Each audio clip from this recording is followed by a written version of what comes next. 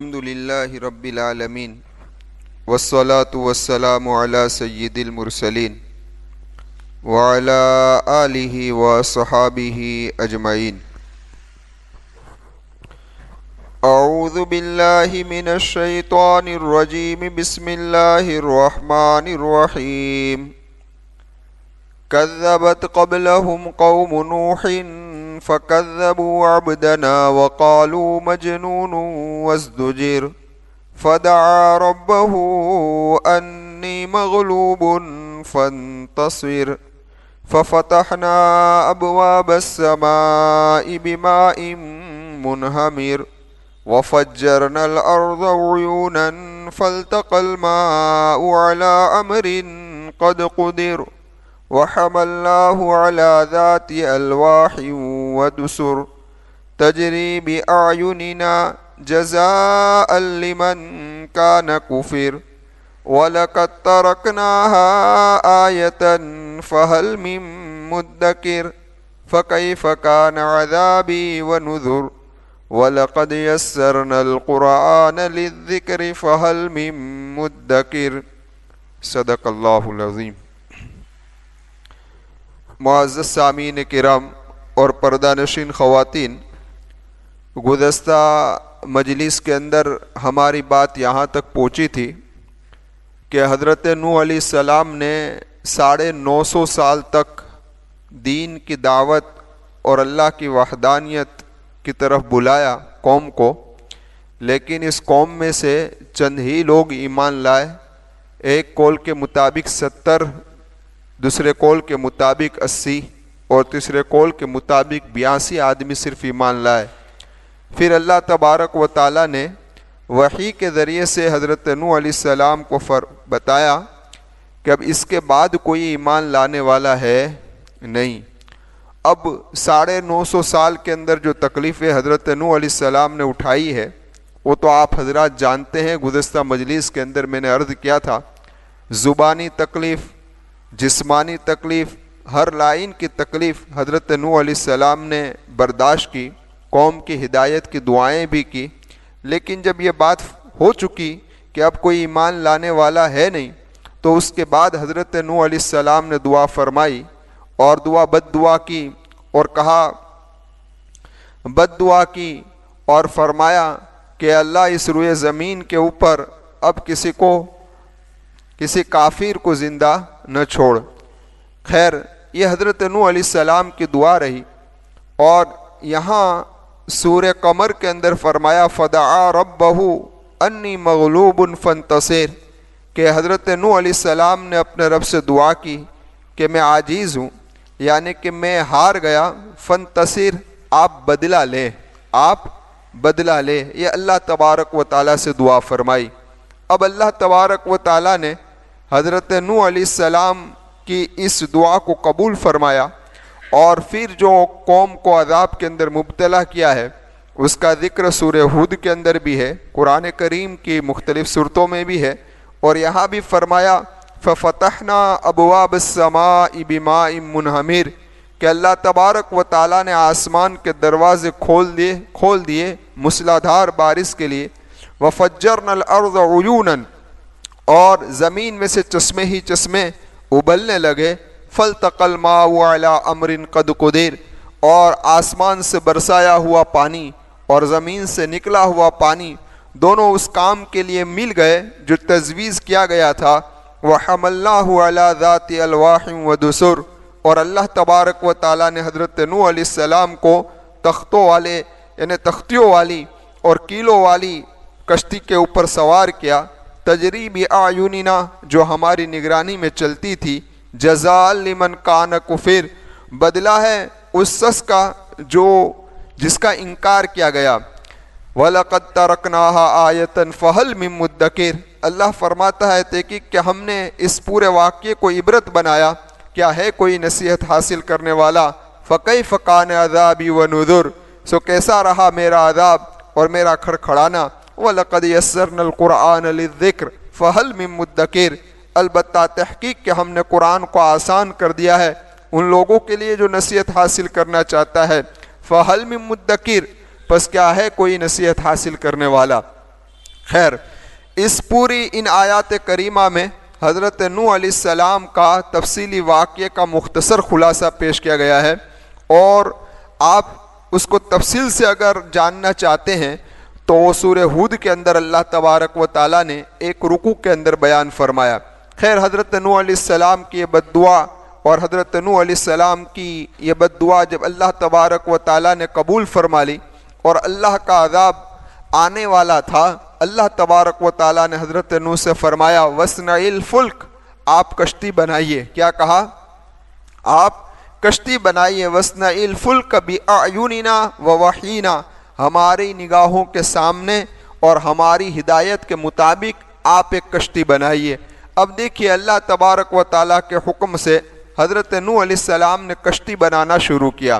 مفسرین فرماتے ہیں کہ وہ گوکھر کے لکڑے کی حضرت نوح علیہ السلام نے کشتی بنائی، جیسا کہ توریت میں ہے، لیکن تفسیر کے اندر یہ لکھا ہے کہ حضرت نوح علیہ السلام نے ایک کشتی ساگوان کے لکڑی کی بنائی تھی۔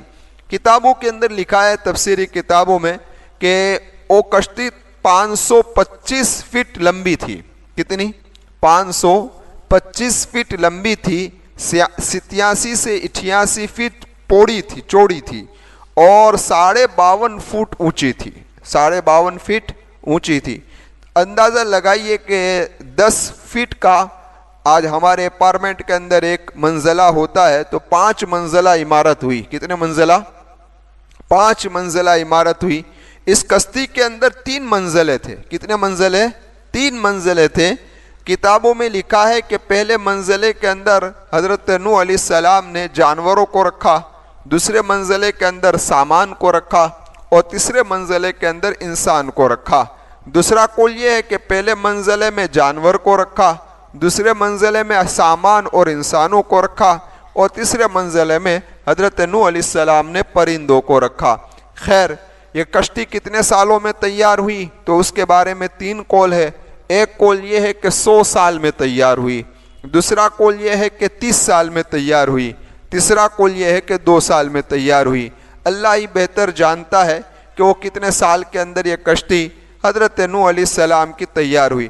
قرآن کریم یہ فرماتا ہے وَاصْنَعِ الْفُلْكَ بِأَعْيُنِنَا وَوَحْيِنَا، کہ ہماری ہدایت کے مطابق۔ اس سے پتہ یہ چلا کہ اس روئے زمین پر استعمال کی بعض چیزیں ایسی ہے کہ جس کو اللہ تبارک و تعالیٰ نے وحی کے ذریعے سے اس کی ہدایت فرمائی اس کو بنانے کی۔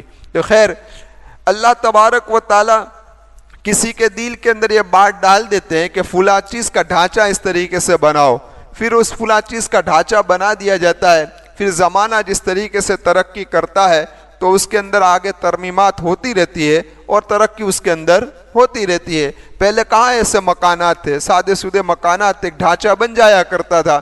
پھر جیسے زمانہ آگے بڑھا تو لوگ لیٹسٹ مکان بنانے شروع ہو گئے۔ خیر، میں عرض یہ کر رہا تھا کہ اس زمانے میں بھی اور اس زمانے میں بھی مال کو ایک جگہ سے دوسری جگہ منتقل کرنے کے لیے جس چیز کی ضرورت پڑتی ہے وہ ہر چیز پہیے والی ہے۔ کون سی ہے بھائی؟ پہیے والی ہے۔ تو کمال تو اس آدمی کا ہے کہ جس نے پہیے کو بنایا۔ کس کو بنایا بھائی؟ پہیے کو بنایا۔ اس کا بہت بڑا کمال ہے کہ اس نے پہیے کو بنایا کہ جس کے ذریعے سے سامان کی ہیرا پھیری، دوسری سفر کا کرنا ہمارے لیے کیا ہو گیا بھائی؟ آسان ہو گیا۔ خیر، میں عرض یہ کر رہا تھا کہ حضرت نوح علیہ السلام کی ایک کشتی جب بن رہی تھی تو ہوا کیا، اس کو بھی قرآن کریم نے آگے جا کے بیان فرمایا کہ وَاصْنَعِ الْفُلْكَ بِأَعْيُنِنَا وَوَحْيِنَا وَلَا تُخَاطِبْنِ فِي الَّذِينَ ظَلَمُوا إِنَّهُمْ مُغْرَقُونَ وَيَصْنَعُ الْفُلْكَ، کہ حضرت نوح علیہ السلام جب کشتی بنا رہے تھے، لیکن درمیان میں ایک بات میں عرض کر دوں، جب کشتی کا تذکرہ شروع ہوا ہے تو علامہ ابن العربی فرماتے ہیں کہ انسان کا جسم پورے کے پورا مادیت ہے۔ کیا ہے؟ اور یہ مادیت کے طوفان کے اندر گھیرا ہوا ہے، اور مادیت کی چیز ہے وہ فنا ہونے والی ہے، اور انسان کو اپنی منزل تک پہنچنا ہے۔ تو منزل تک پہنچنے کے لیے ایمان اور اعمال صالحہ کی ضرورت ہے۔ کس کی ضرورت ہے بھائی؟ ایمان اور اعمال صالحہ کی ضرورت ہے۔ کس سے بندے؟ یعنی کہ جو آدمی ایمان اور اعمال صالحہ کی کشتی کے اندر سوار ہو جائے گا وہ آدمی منزل مقصود تک یعنی جنت تک پہنچ جائے گا۔ اور یہی بات حضرت ادریس علیہ السلام کے ملفوظات کے اندر بھی ملتی ہے کہ ساری کے ساری زمین جو ہے وہ پانی ہے، اور انسان ایک نہ ایک دن ویران ہونے والا ہے، اس کو اپنی منزل تک پہنچنا ہے تو اس کو ایمان اور اعمال صالحہ کی کشتی کو بنانا پڑے گا، تاکہ اس کشتی کے اندر سوار ہو کر وہ اپنی منزل تک پہنچ سکے۔ اسی لیے ایک بات اور ذہن میں آئی تو میں آپ کے سامنے عرض کر دوں۔ نبی کریم صلی اللہ علیہ وسلم نے فرمایا کہ میرے اہل بیت کی مثال کشتی کی طرح ہے۔ جہاں کشتی کا تذکرہ چل رہا ہے تو ضمناً بات عرض کر دیتا ہوں کہ اللہ کے محبوب صلی اللہ علیہ وسلم نے فرمایا کہ میرے اہل بیت کی مثال کشتی کی طرح ہے، اور میرے صحابہ کی مثال ستاروں کی طرح ہے۔ ان دونوں میں سے کسی کے ساتھ یعنی کسی کو برا بھلا نہ کہنا، یعنی کہنے کا مقصد یہ ہے نہ اہل بیت کے خلاف کچھ بولو اور نہ ہی صحابہ کرام رضوان اللہ تعالی علیہم اجمعین کے خلاف کچھ بولو۔ جس طریقے سے حضرت نوح علیہ السلام کی کشتی میں جو لوگ سوار ہو گئے وہ لوگ بچ گئے، اسی طریقے سے میرے اہل بیت کی کشتی کے اندر جو سوار ہو جائے گا یعنی اس سے مل جائے گا تو کامیاب ہو جائے گا۔ اور جس طریقے سے ستاروں کے ذریعے سے رہنمائی حاصل کی جا سکتی ہے، اسی طریقے سے میرے صحابہ ستاروں کی مانند ہے، میرے صحابہ کی اتباع کر لو، تمہیں رہنمائی نصیب ہو جائے گی اور تم منزل مقصود تک پہنچ جاؤ گے۔ اللہ تبارک و تعالیٰ سے دعا کرتے ہیں اللہ ہمارے دلوں میں اہل بیت کی محبت عطا فرمائے، اور اللہ صحابہ کرام کے عقیدت اور محبت ہمارے دلوں میں ڈال دے، اور ان کے نقش قدم پر چلنا ہمارے لیے اللہ آسان فرما دے۔ تو حضرت نوح علیہ السلام کشتی بنا رہے تھے، وَيَصْنَعُ الْفُلْكَ وَكُلَّمَا مَرَّ عَلَيْهِ مَلَأٌ مِّن قَوْمِهِ، ان کی قوم کے جب بڑے لوگ، بڑے سردار جہاں کشتی بنا رہے تھے وہاں سے گزرتے تھے تو کہتے دیکھو دیکھو یہ تو نبوت کا دعویٰ کر رہا تھا، اب بڑا ہی بن گیا، یعنی کہ اب ستار بن گئے اور کشتی بنانے کے اندر لگ گئے۔ یہ تو ہر زمانے کا دستور رہا ہے۔ مثال کے طور پر آپ داڑھی رکھ لو تو مذاق کرنے والے مذاق کریں، دیکھو تو اب سدھر گیا، داڑھی رکھ لی۔ آپ ٹخنوں کے اوپر پائجامہ پہن لو تو لوگ کہیں گے دیکھو صوفی صاحب آ رہا ہے، یعنی مذاق کرنے کے لیے لگ جاتے ہیں۔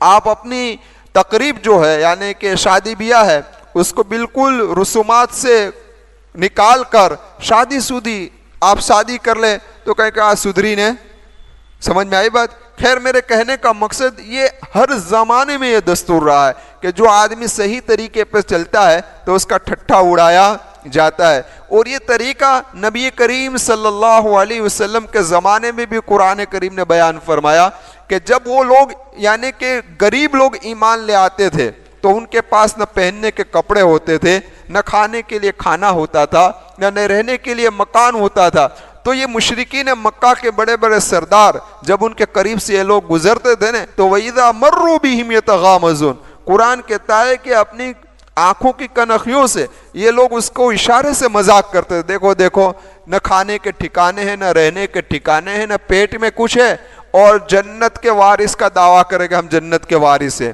تو یہ لوگ صحابہ کا بھی مذاق کیا کرتے تھے۔ قرآن کریم نے فرمایا فَالْيَوْمَ الَّذِينَ آمَنُوا مِنَ الْكُفَّارِ يَضْحَكُونَ، قرآن یہ کہتا ہے کہ آج جس طریقے سے تم مذاق کرتے ہو ایک دن آئے گا کہ ایمان والے تمہارا مذاق کریں گے۔ جب میدان محشر کھلے گا، جنت والے جنت میں جائیں گے، یہ لوگ جہنم والی راہ پر جائیں گے، اس وقت ان کا بھی مذاق ہوگا، بہت ہمارا مذاق اڑا رہے تھے، آج تمہارا مذاق ہم اڑا رہے ہیں۔ تو حضرت نوح علیہ السلام بھی کشتی بنا رہے تھے تو یہ لوگ مذاق اڑا رہے تھے کہ دیکھو اب ستار بن گیا۔ تو قرآن کریم نے فرمایا وَيَصْنَعُ الْفُلْكَ وَكُلَّمَا مَرَّ عَلَيْهِ مَلَأٌ مِّن قَوْمٍ سَخِرُوا مِنْهُ قَالَ إِن تَسْخَرُوا مِنَّا فَإِنَّا نَسْخَرُ مِنْكُمْ كَمَا تَسْخَرُونَ، کہ دیکھو تم آج ہمارا مذاق اڑاتے ہو نا، آج تم میرا مذاق اڑاتے ہو، ایک وقت آئے گا کہ ہم تمہاری ہنسی اڑائیں گے، ہم تمہاری ہنسی اڑائیں گے۔ تو خیر یہ حضرت نوح علیہ السلام نے کشتی بنانا شروع کیا، کتنے سالوں میں بنی اللہ تبارک و تعالیٰ ہی جانتا ہے۔ قرآن کریم یہ فرماتا ہے مَن يَأْتِيهِ عَذَابٌ يُخْزِيهِ وَيَحِلُّ عَلَيْهِ عَذَابٌ مُقِيمٌ، دیکھیں کس کے پاس رسوائی کرنے والا عذاب آتا ہے اور کس کے اوپر دائمی عذاب نازل ہوتا ہے۔ اب یہ وقت آ گیا جو اللہ تبارک و تعالیٰ کو منظور تھا اور جو تقدیر کے اندر لکھا ہوا تھا، تو قرآن کریم نے فرمایا وَفَارَتِ التَّنُّورُ قُلْ نَحْمِلُ فِيهَا مِن كُلٍّ زَوْجَيْنِ اثْنَيْنِ وَأَهْلَكَ إِلَّا مَنْ سَبَقَ عَلَيْهِ الْقَوْلُ وَمَنْ آمَنَ وَمَا آمَنَ مَعَهُ إِلَّا قَلِيلٌ۔ قرآن یہ کہہ رہا ہے کہ تنور پھٹ پڑا، یعنی کہنے کا مقصد یہ ہے کہ یہاں تنور سے کیا تنور مراد ہے؟ تو مفسرین کے مختلف اقوال ہے۔ ایک قول تو مفسرین کا یہ ہے کہ اس سے حضرت آدم علیہ السلام والا تنور مراد ہے۔ کون سا تنور مراد ہے؟ حضرت آدم علیہ السلام والا تنور مراد ہے۔ ایک قول یہ ہے کہ حضرت نوح علیہ السلام کا تنور جو کوفہ کے اندر تھا وہ مراد ہے، اور حضرت آدم علیہ السلام کا تنور ملک شام کے اندر عین الوردہ میں تھا، وہ مراد ہے۔ اور بعض مفسرین فرماتے ہیں کہ یہاں تنور سے مراد سطح زمین ہے، یعنی زمین کا یہ جو حصہ ہے نا وہ ہے کہ اس سے پانی ابلنے نکلنے لگ گیا۔ بعض مفسرین فرماتے ہیں کہ زمین کا اونچا حصہ ہے کہ وہاں سے پانی کا آنا شروع ہو گیا، اور بعض مفسرین فرماتے ہیں کہ یہی تنور جس کے اندر روٹی بنائی جاتی ہے وہی تنور مراد ہے۔ اب وہ تنور چاہے حضرت آدم علیہ السلام والا ہو یا چاہے حضرت نوح علیہ السلام والا تنور ہو، امام شعبی، امام مجاہد، حضرت عبداللہ ابن عباس رضی اللہ تعالیٰ عنہما کا تو یہی کہنا ہے کہ حضرت نوح علیہ السلام کا جو تنور کوفہ کے اندر تھا وہی تنور مراد ہے۔ اور امام شعبی تو قسم کھا کر کہتے ہیں کہ میں قسم کھا کر کہتا ہوں کہ حضرت نوح علیہ السلام نے اس کشتی کو بنانا جو شروع کیا تھا وہ کوفہ کی مسجد کے اندر کیا تھا، اور اس کے دروازے پر یہ تنور تھا، اور اسی تنور کی طرف اللہ تبارک و تعالیٰ نے اشارہ فرمایا کہ اے نوح جب اس تنور سے پانی کا نکلنا شروع ہو جائے تو سمجھ لو کہ ہمارا عذاب آ گیا، ہمارا عذاب آ گیا۔ خیر، اب اس تنور حضرت امام شعبی کے کہنے کے مطابق مسجد کوفہ کے دروازے پر تھا جہاں حضرت نوح علیہ السلام کشتی بنا رہے تھے۔ تو بعض مفسرین نے لکھا ہے کہ دنیا کے اندر سب سے اعلیٰ درجہ مساجد کے اندر اگر کسی کا ہے تو وہ مسجد حرام ہے، دوسرے نمبر میں مسجد نبوی ہے، تیسرے نمبر میں مسجد اقصیٰ ہے۔ اللہ حفاظت فرمائے، اللہ ان ظالموں کے ہاتھوں سے اس کو چھٹکارا نصیب فرمائے، اور مسجد اقصیٰ کو اللہ تبارک و تعالی آزاد فرمائے۔ اس کے آزادی کے لیے جن لوگوں نے قربانیاں دی ہے اللہ ان کے درجات کو بلند فرمائے، اللہ ان کے درجات کو بلند فرمائے، جنت الفردوس میں انہیں اعلیٰ مقام عطا فرمائے، اور جن کے جو وارثین پیچھے رہ گئے ہیں اللہ ان کی ضرورتوں کو خزانہ غیب سے پورا فرمائے، جو مکانوں میں تھے لامکاں ہو گئے، گھروں کے اندر تھے بے گھر ہو گئے، کھانے کے لالے ہو گئے، تمبو کے اندر بسیرا کرنے کے لیے بسیرا کر رہے ہیں، اللہ تبارک و تعالیٰ سے دعا کرتے ہیں اللہ ان کو دنیا میں اور آخرت میں نعم البدل عطا فرمائے۔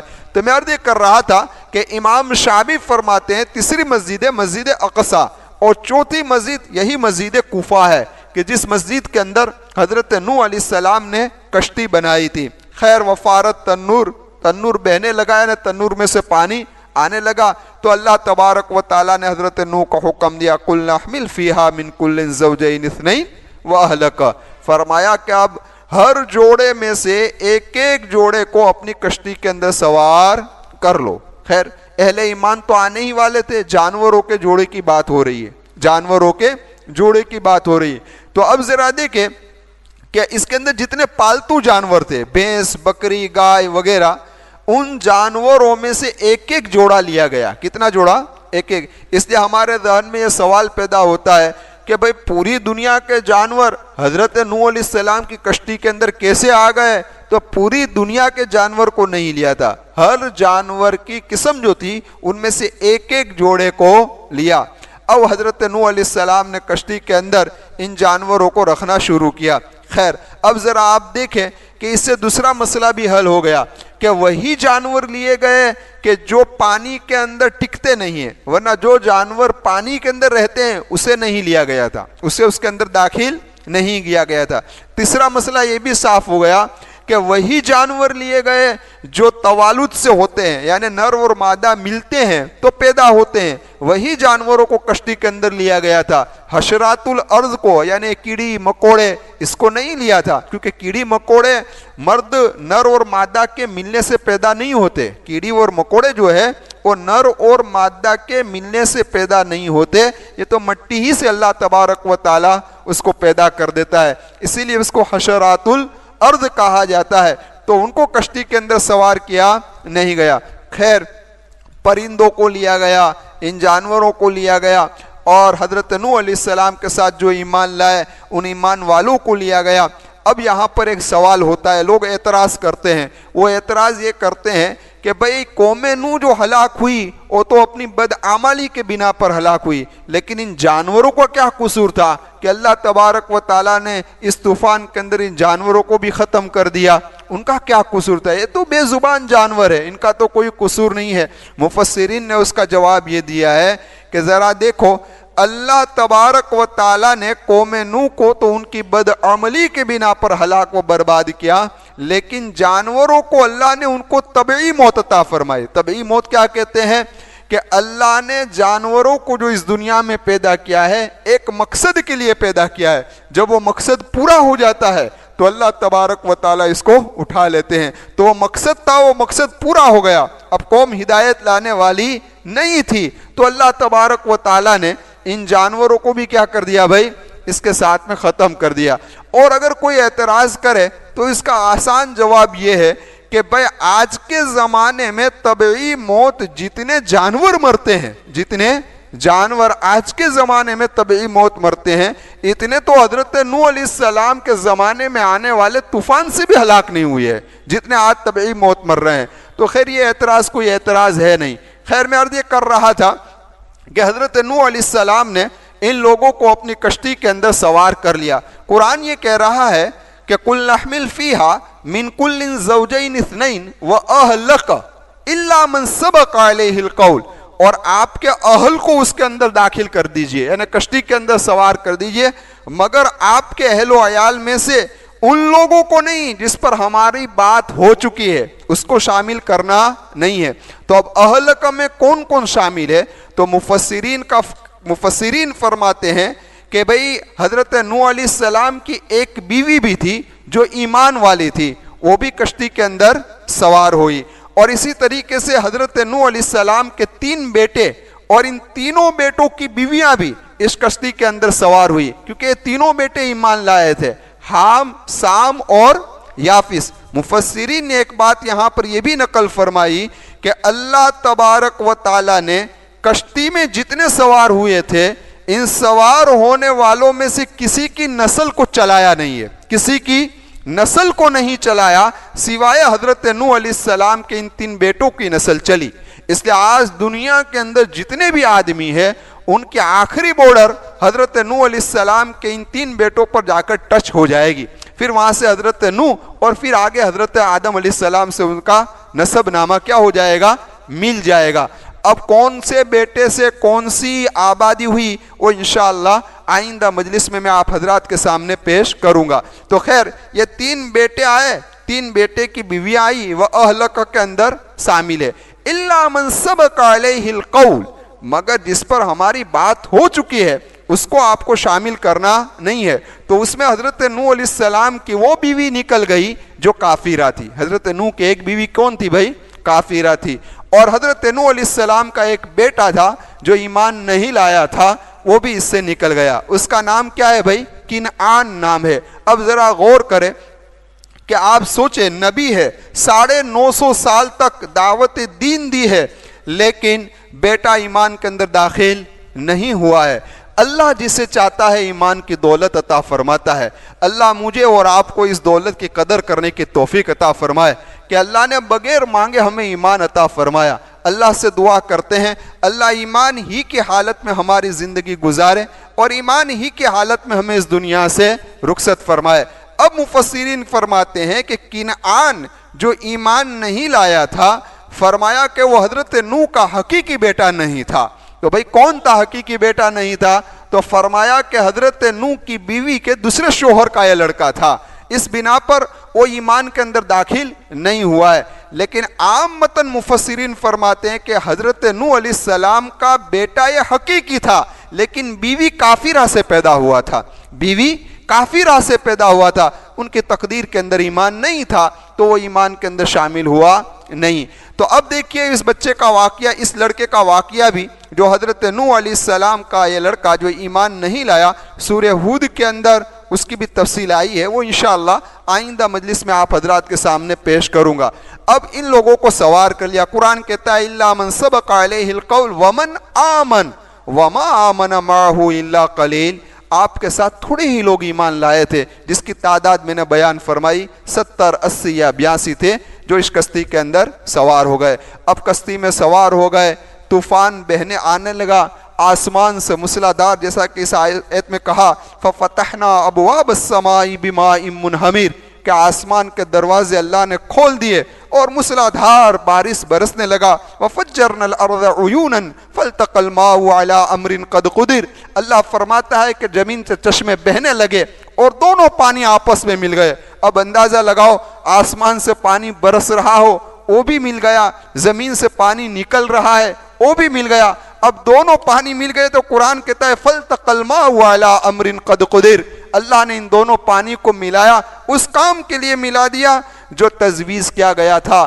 تو ہم نے حضرت نوح سے یہ کہا وَحَمَلْنَاهُ عَلَىٰ ذَاتِ أَلْوَاحٍ وَدُسُرٍ، کہ اے نوح کشتی کے اندر سوار ہو جاؤ جو تختیوں والی ہے اور جو کیلوں والی۔ دسور یہ دسار کا بہوچن ہے، اور دسار کہتے ہیں کھلی کو، دسار کہتے ہیں کھلی کو، تو دسور یعنی جس کے اندر کیلیں ماری گئی تھی اس کشتی کے اندر آپ سوار ہو جاؤ۔ تجری بأعیننا، ہماری نگاہ کے سامنے وہ چل رہی تھی۔ جزاء لمن کان کفر، بدلہ ہے اس شخص کا جس کا انکار کیا گیا۔ خیر حضرت نوح علیہ السلام کشتی کے اندر سوار ہو گئے، جو ایمان والے تھے وہ بھی کشتی میں سوار ہو گئے، جن جانوروں کو لینے کا کہا گیا تھا ایک ایک جوڑا وہ بھی سوار ہو گیا۔